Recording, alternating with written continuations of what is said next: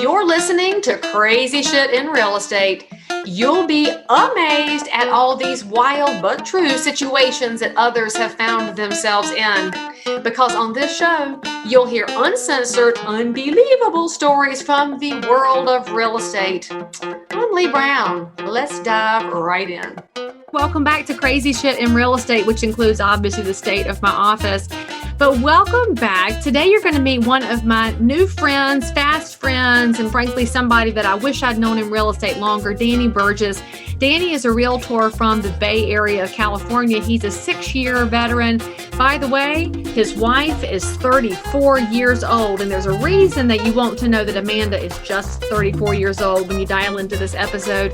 Enjoy. I can't wait to hear what you think. As always, if you're enjoying the show, give a quick subscribe, share this with a friend, because this is just Leigh Brown's passion project to bring y'all the interesting side of real estate. I'll see you on the other side. Do you ever have team members and employees who ask the same question over and over again? And you wish there was one centralized place to send them to find everything they knew to be productive and efficient.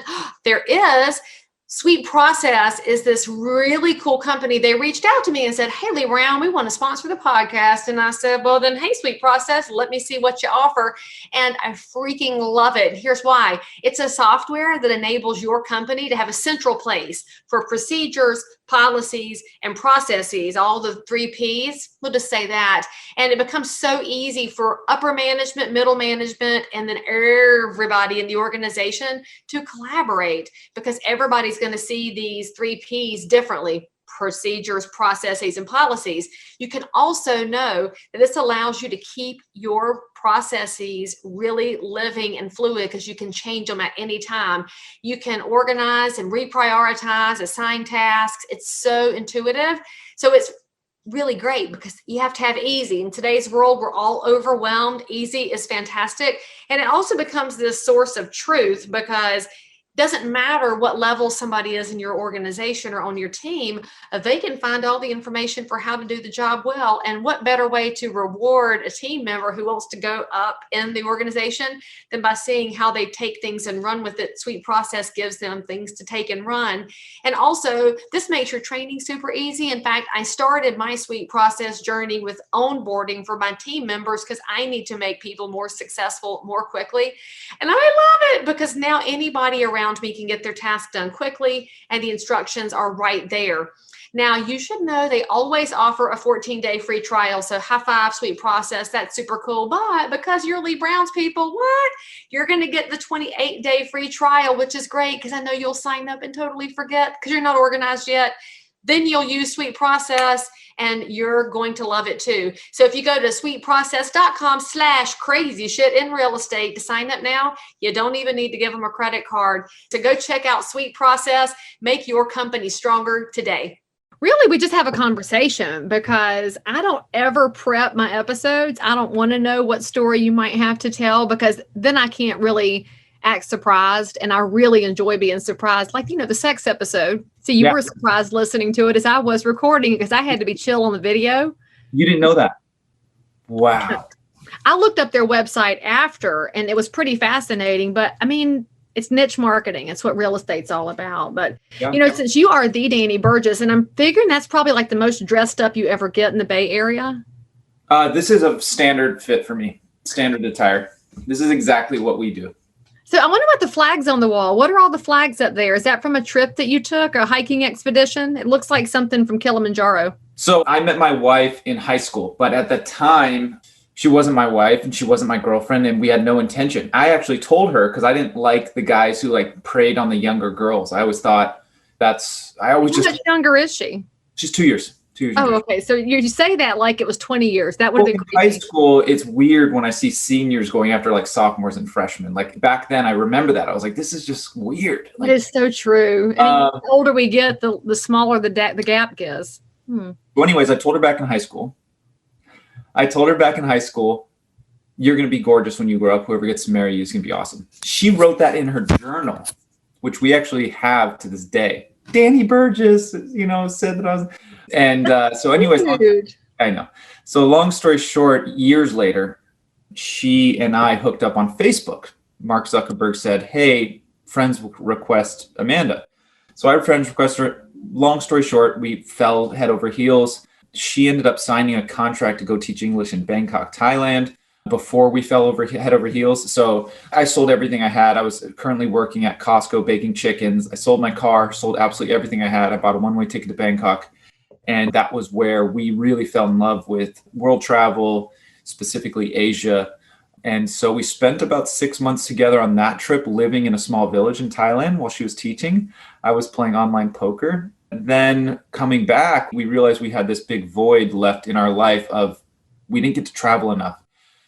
So from that moment, we saved 30 grand in the restaurant industry in 1 year, which is like unheard of. And we bought a one-way ticket to Hong Kong. And so then we left and we actually traveled the world on a shoestring budget for a year and a half, spanning about 20 countries, spending about a month in every country. We lived in Australia. We spent 6 weeks in New Zealand. That picture right there is us trekking the Himalayas. So that's the Annapurna Circuit trek and the most incredible adventure. This is actually Everest. This is something that a young man painted me in Nepal. This photo is massive. It's longer than my arm's length, but he painted this and sold it to me for $85 US. And in short, that trek is what changed my life. So when we came back, I was a true, real bum, what most people would consider a bum. Bartender, waiter, no real vision, no goals, staying up late. And that trip slapped me in the face and said, we are so lucky to have the opportunities that we have here. And what a POS I am if I don't take advantage of them and proceed with a legacy that I'd be proud of. So y'all will never regret any of that trip ever. No, it was life-changing. I mean, but I do have to ask though, because the listeners are going to want to know. So when you told her she'd be gorgeous when she grew up, did she actually wind up too good looking for you? And so we could just say that you've outkicked your coverage, Danny? Absolutely too good looking for me. 100%. She grew up into a beautiful woman. She actually looks incredibly young still. She does actually. She doesn't need makeup. Yeah, she's 34. She's absolutely stunning. She was 34. I got that part right. Anyways, yeah. So she actually now is back in the real estate business with us, and she's my right-hand gal. So is she licensed, or does she run the organizational side of things? She was licensed. Absolutely loathed the position. That's how she ended up exiting the business. And then after we had our first son, we said, look, let's come back in the business. You love teaching because she's a teacher. Why aren't you like agent care type of a role, keeping the agents accountable, keeping them on track? And this is our third team iteration. We've only been up and running now for 4 months. So we're pumped about our direction. So that's definitely kind of the crazy shit in real estate that the public doesn't always know about, that there's so many pathways that have nothing to do with day-to-day working with buyers, working with sellers, because on HGTV, of course, the only role somebody sees is either the property brothers doing demolition and charging $1 for it, or they see an agent showing 3 houses in 30 minutes and making a pile of money. But your wife is over here showcasing that there's 1,000 pathways in real estate, and she's trying as many of them as possible, which is a good thing. Yeah, for me. For her, for her though, because learning is not a bad thing, and figuring out where you belong is not a bad thing either. Yeah, absolutely. When you know something's not a fit, you can mark it off your list. It's true. It's true. We're going to figure that out this year. I'll tell you that. That's right. So you've been in real estate since you were an Uber driver, and I think you should totally tell that story, because real estate is not just dressing up and driving around. Sometimes it's driving other people around until you can dress up and drive around. Sure. So 6 years ago, I was, as of today, 6 years ago, I was, 7 years ago as of today. You're terrible at anniversary math. So we should tell your bride it's not just her. I don't track my years of anything. So I thought I was 36 this whole year. It turns out I was 35. It's crazy. So when I first got into the industry, my first year, I was a Lyft, Uber driver, waiter, and bartender. And it's a really tough year for me, but I still showed up more than anyone else at my office.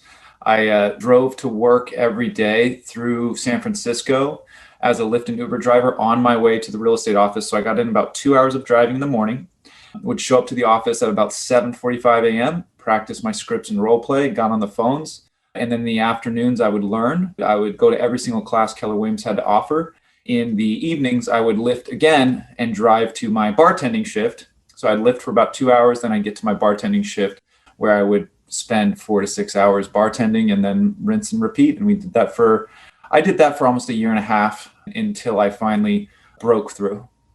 So what was that breakthrough point? Was it sheer exhaustion, or was it just the whole, if I don't go ahead and jump in, I'm never going to sink or swim? The breakthrough was honestly just, I was the guy who would do anything for my seller clients.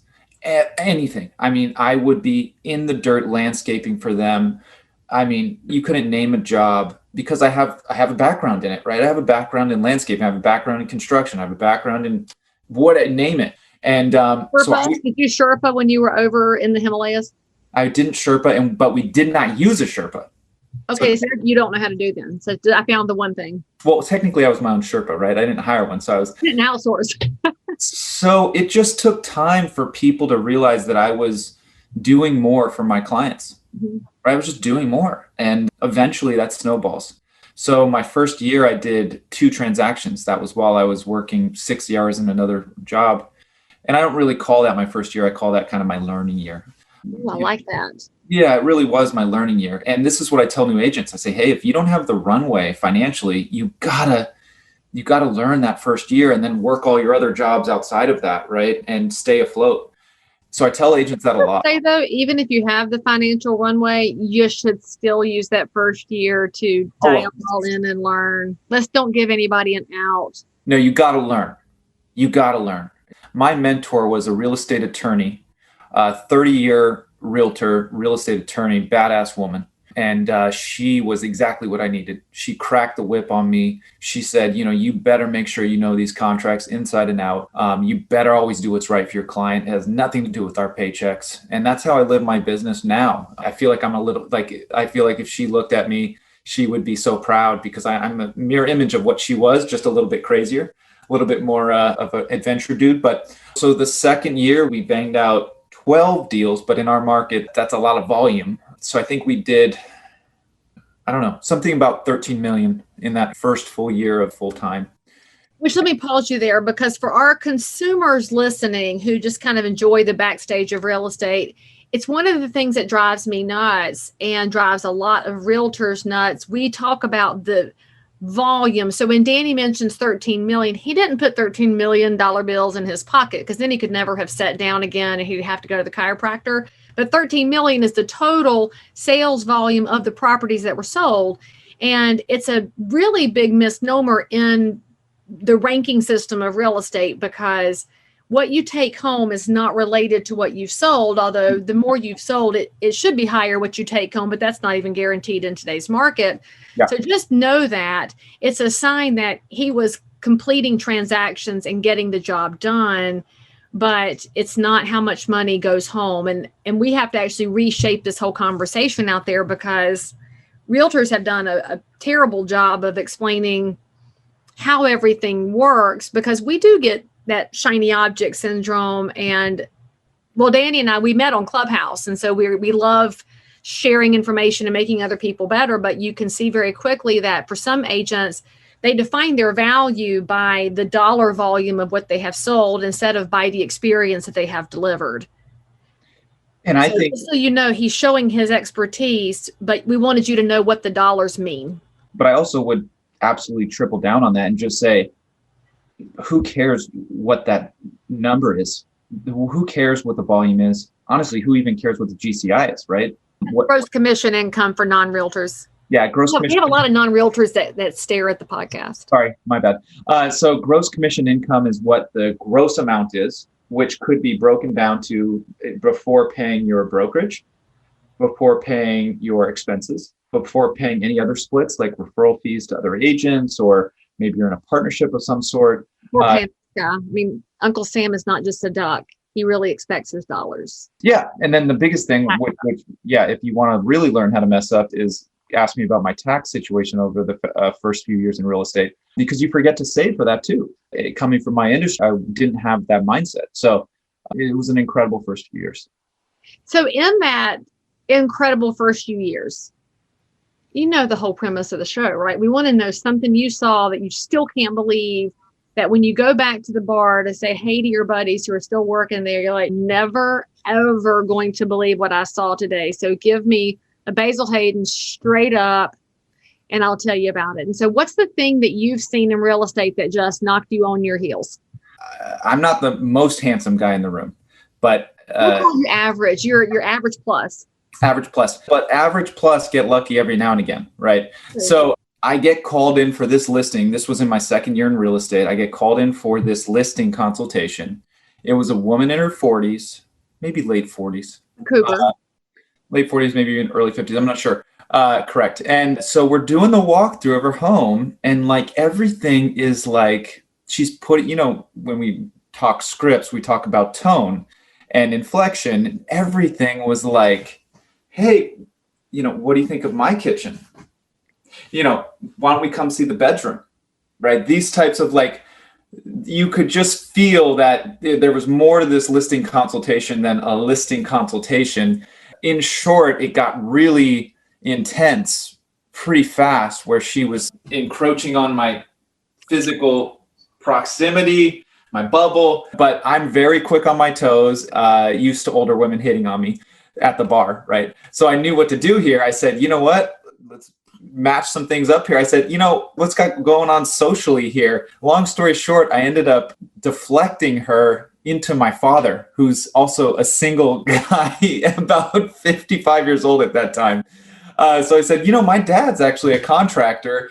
This is true. He could totally come over here and show you how to fix up the house for the sale and be a great resource for you. And so in short, I deflected and pawned her off on my father. So they go on a date. Did your dad come over and fix the crown molding? I don't know if he ended up fixing the crown molding, but I know they absolutely had multiple conversations. She never ended up selling the house to this day. So I had a strange inclination that she never intended on selling the house. She just wanted Mr. Danny over there to give her a valuation. So they had conversations. Did they go on a date? Are they like getting married? Is there more to the love story here? Does your dad not divulge? He doesn't. Yeah, my dad doesn't divulge. My dad's a man of mystery, but he's, I don't know. He is who he is. So yeah, I don't know what ended up happening, but that was pretty crazy. That's so cute though. I mean, there's a lot of real estate matchmaking that happens out there. A lot of realtors meet their spouse, although usually it's because they work in the business, not because they were getting hit on at a listing. But that's so damn cute. You hooked your dad up. I'm a wingman. For your dad. I'm a wingman. Yeah, I'm not sure my mom's going to feel about that, but I mean, I'm sure that she's thinking if the check's clear and we'll figure it out. Yeah, I'm sure. Well, contractor's wife has seen bad checks in her life. I don't know what other crazy stories are, but that was the one that popped in my head this morning that I wanted to share. It was pretty funny. Then let's change gears real quickly, because when you're in real estate, you hit the 6-year mark. You've gotten past that initial hubris of I've sold a few houses, I know everything. What's the one thing you wish the public knew that you now know? Whether when they're buying or selling that you feel like they are clueless about when it comes to real estate? I would say the number one most important thing is there are so many realtors out there, and the public perception is that we're all the same. And it is the farthest. Do you say farthest or furthest with your accent? Farthest. But you can say farthest, further is farthest. You can really say whatever you want. I mean, this is a very fluid word. Furthest from the truth. We are all separated by different talents, but more importantly, some of us go much further for you on the transaction. Right. So I can't believe you brought this up, but I believe all things happen the way they're supposed to happen. I was on a call this morning with a real estate team outside of Nashville, Tennessee, and we were having a conversation about price inelasticity in real estate, which is how nerdy my world operates, full disclosure. But it is really frustrating that the end consumer, the buyer or the seller, does not have either the confidence or the education to ask the right questions to figure out that there are agents that have been an agent for 5 minutes that might be charging the same thing as somebody with thousands of transactions under their belt and a level of expertise and knowledge that just goes 12 miles deep. Yeah. Why does the consumer not differentiate? I think about it in terms of hairdressers. Mm-hmm. I would never go to somebody who just got their license. They might be the next best star, but I'm going to go to the top of the line because of what I expect from a colorist in the way of technique and experience, because I know what I'm going to have to answer for if it's not done correctly. Why don't we have that in real estate, Danny? I mean, like, look at the Hilton. You have the tippy top Hilton hotels or the JW Marriott. Actually, Marriott's probably easier. JW Marriott's an entirely different experience than Fairfield Inn by Marriott, but they have answers all along the price spectrum and different levels of, as you mentioned, value add, different levels of comfort, expertise, and consumer delight. We don't see that much in real estate. It exists, but how does the consumer find it? This is my big, I wonder thing. Well, I think number one, human nature, we want to like people and trust people, right? So we're going to roll into a 1-year realtor and just like them. And so if we have the preconceived notions that they're all the same, and I like this young kid, I want to help him out, we're going to go with them, right? We're just, and you and I are grateful for that because somebody had to help us out when we got 100%. started. Matt DiBenedetto, shout out to Matt DiBenedetto. My first transaction was a listing. We knocked it out of the park. But I think what it comes down to is more exposure from the agents like us. I think we need to send out a better message to the market.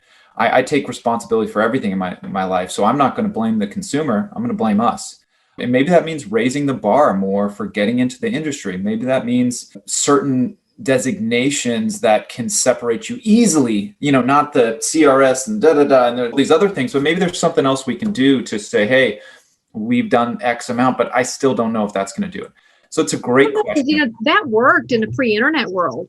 Yeah. Before we had apps and voting by acclamation, which is one thing that I find to be interesting. A realtor says, I'm looking for an amazing realtor in the Bay Area to serve my clients. Well, they've heard of somebody and they start naming people, but you don't know their level of competence or expertise or even their likability to the end consumer.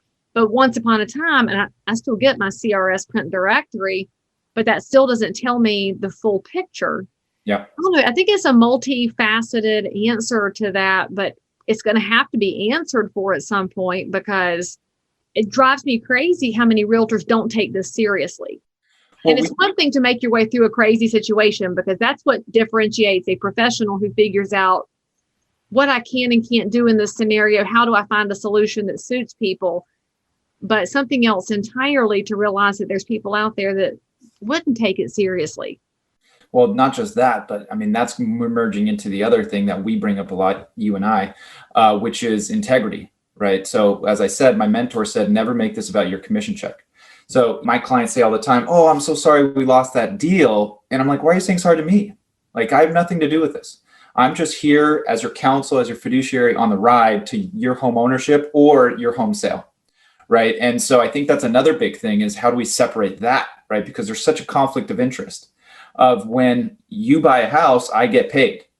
So why wouldn't you root on every house? Why wouldn't you say, hey, you should buy every house, right? Because you just want to get paid. So I think there's a interesting dynamic there that I don't know if there needs to be a shift or a change. But if I knew everyone thought like me, there'd be no problem. But people in the industry are desperate to get paid at some points, and that's scary for the consumer. And that's interesting because they don't know, you would have no way of knowing if you have encountered a realtor who could walk you back from a bad transaction until you're in the middle of it. Yep. And by that point, how many people are like, you know what, I'm already this deep in, I'll suck it up. And I don't know why we don't even suck it up for our cell phone service. We call Verizon, scream at them and change to T-Mobile, then scream at them and change to AT&T. People get with a realtor who's not listening and not serving their best interest and like, I'll just tough it out.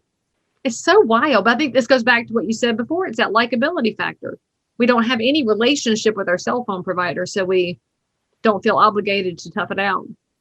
If you're a consumer, your realtor should be almost the devil's advocate, right? They should be here, look, you can see the beautiful countertops, the cabinets, the backyard, the cherry tree.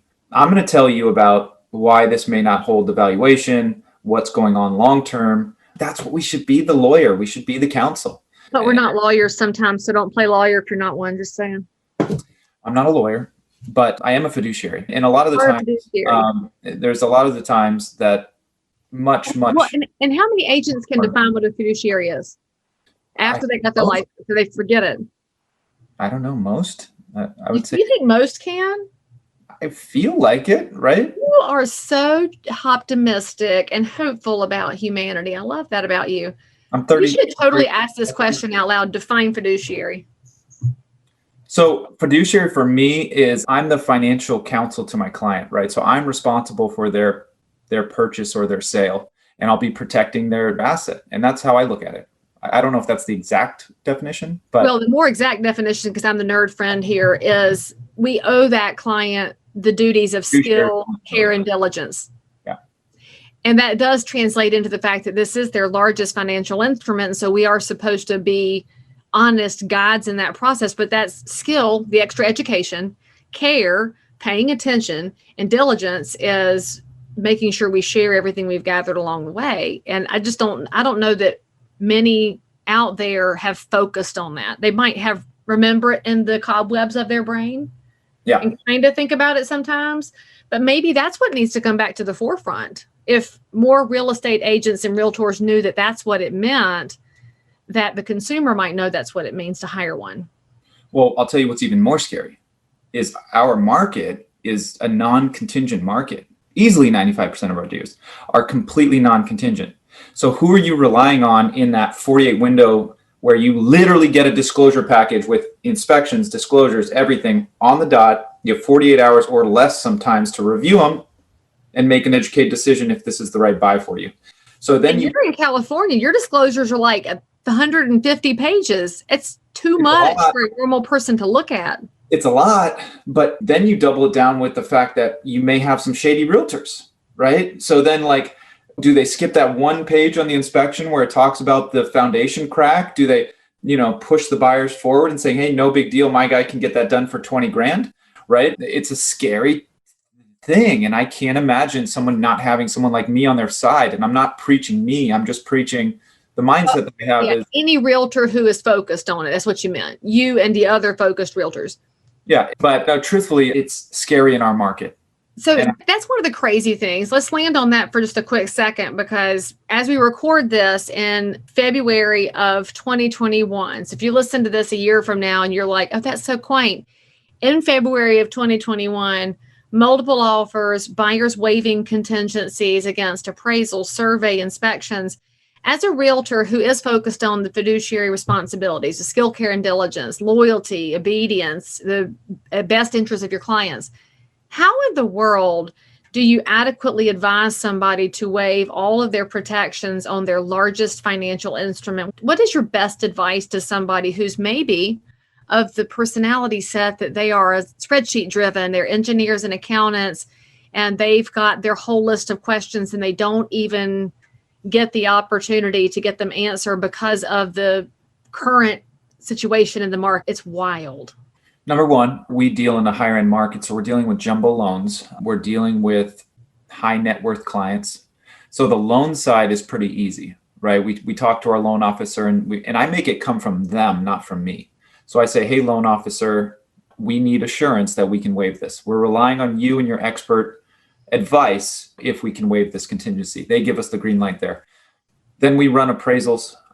We run comparables, we run a market report, and I say, look, it's my job to help counsel you on the appraisal side. And if I think we're going to make this work, and then if I don't think it's going to work, I say, look, I think it could appraise as low as X. Are you willing to come out of pocket Y to make this deal work? And do you have the cash to do it? And then I break down what that means, right? This is what the loan would look like.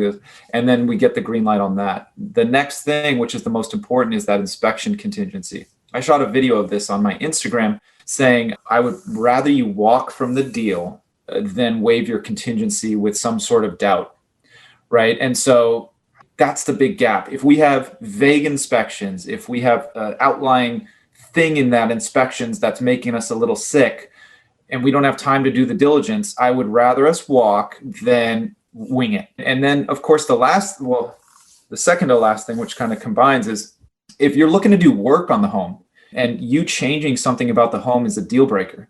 So say it's a 3, 2.5, but you want a third full bath. If that's a deal breaker, then we got to figure out how it's going to happen, how long it's going to take, how much it's going to cost you, what's going on at the city with permitting, right? We have to figure all those things out too. And if we can't figure those things out and it's a deal breaker, once again, we walk, right? Because if for some reason we can't expand the house or we can't get that done or something like that, who are they going to blame, right? Everybody. They're going to blame everybody. They're going to blame everybody, but it's mostly coming back on me.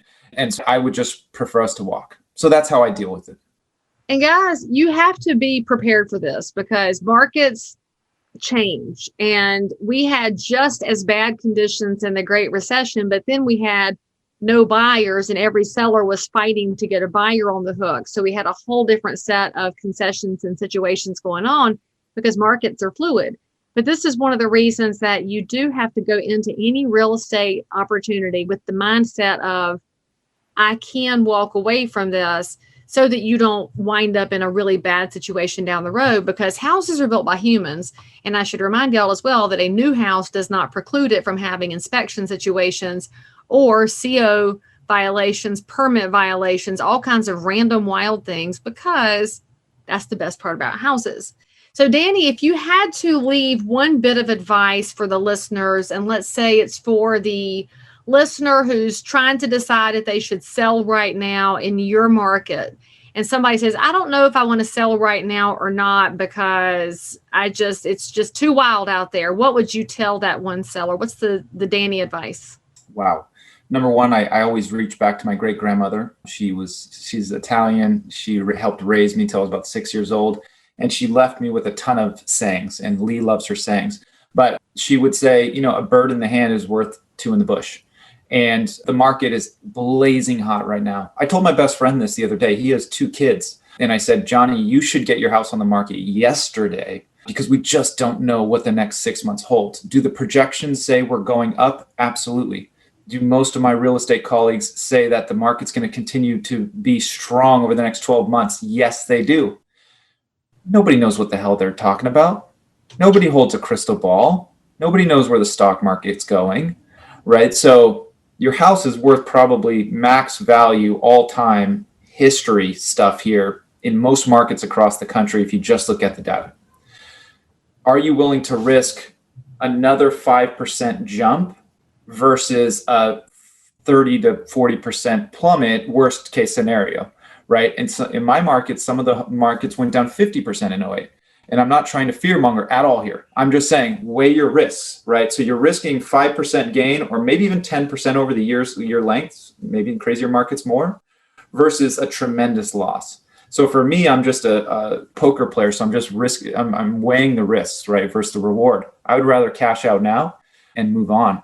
So that's my tip. And if you're more risk adverse, then that's your call, but at least you're educated on it. Exactly, because we don't know when ups happen and when downs happen, because all of us that were in during the Great Recession really wished we'd known a month before the phone stopped ringing that everything was about to come tumbling down. And I'll point out there's one more perk to the home seller who has little people in the house. Right now, with the market being so hot, there are so many houses that sell before they ever even enter the showing phase that if you have little people that are undoing all of your hard work and strewing toys all over the place, and especially if you have little boys who can't hit the toilet and they pee all over the bathroom, now's a really great time to sell because you don't have to be perfect for months on end, which is what we have in a normal market. So there's lots of ancillary benefits besides the money if it makes sense for you to sell right now. So Danny, if anybody's looking for an amazing realtor in the Bay Area of California and looking for a realtor with whom they could mastermind and make connection over time, what's the best way for them to find you?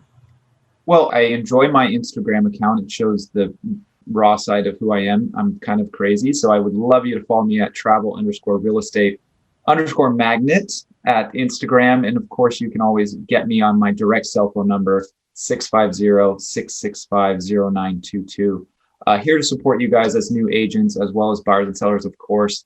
But can't say enough about Leigh Brown. What a wonderful lady she is. And I'm blessed to have met you over the last few weeks. So it's been fun. It's been a great journey. I know, and I look forward to more conversations in the future about real estate and how we get to make things better, and supporting you in your run journey, because y'all Danny started running again. So yay. Day So 14. So was that Day 14. day 14 of the getting the 240 miles, right? That's right. I can't believe you're running. And this is a side conversation. We'll talk about it later. But yeah, No, everybody should exercise. We should totally wrap that into crazy shit in real estate. Because if you want to know why we don't lose our minds, for many of us, my coping mechanism is running. Running really far. Yeah. It's how we roll. So for all of you that were wanting to connect with Danny, don't be stressing out that you didn't write down a cell phone number. Everything's in the show notes for this episode, including social handles, his website, and all the fun stuff. So you just go click and connect. And then you have to follow up with me and tell me how amazing your experience was with him as a buyer or seller, because I like to know that I've told you about decent people over here. It's a very important part of the podcast.